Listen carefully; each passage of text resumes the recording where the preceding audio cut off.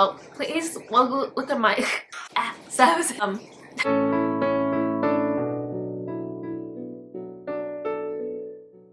Hi everyone, welcome back to my channel. My name is Suzanne Dang and I want to put a disclaimer out there that I am not a doctor, I'm not a psychologist or counselor.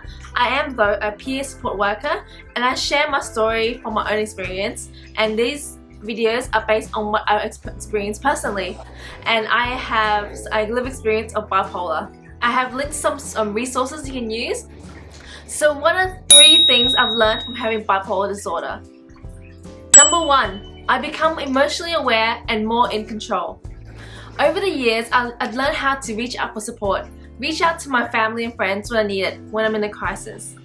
When conflicts arise, I didn't know how to regulate my emotions. So over the years, through the help of DBT, dialectical behavior therapy, I'm able to control my emotions more. I can't change the things that other people say to me, but I can learn how to respond to them.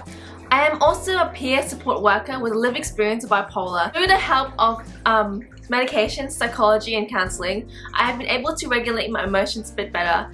I do feel though that this area of my life there's always room to improve on. Ways to improve how to use my crisis skills when I'm in a crisis, using the DBT skills I've learned over the years with my counselor and psychologist. And I believe that my emotions is not always right. I learned to use wise mind through DBT. I learned to use the tip skill, and it's also a DBT skill, as well as learning to slow down my breathing when I'm feeling I'm about to get a panic attack. Number 2, I don't need a hospital system to recover. I used to think I was going to be institutionalized for life. Having been diagnosed with clinical depression, ADHD, even schizophrenia, I learned over the years that I can learn to reach out for support in the community, not the hospital. For example, I reach out to my dietitian who sees me almost every week.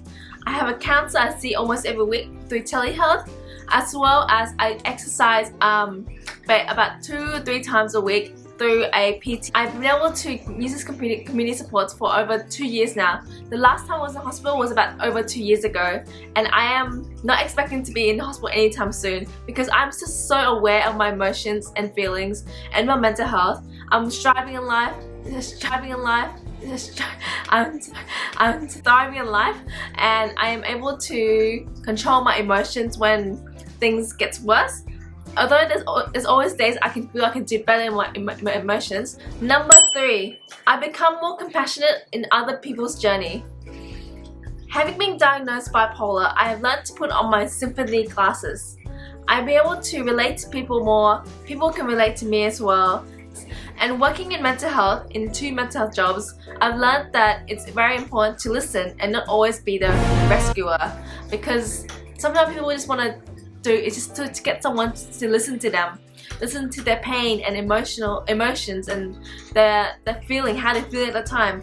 They don't want the quick fix. Mental health is not about an overnight journey, recovery journey. It takes a whole lifetime. It takes days, weeks, months, years, decades to reach a certain point where you believe that mental health and recovery is possible. And recovery is possible for those with mental illnesses.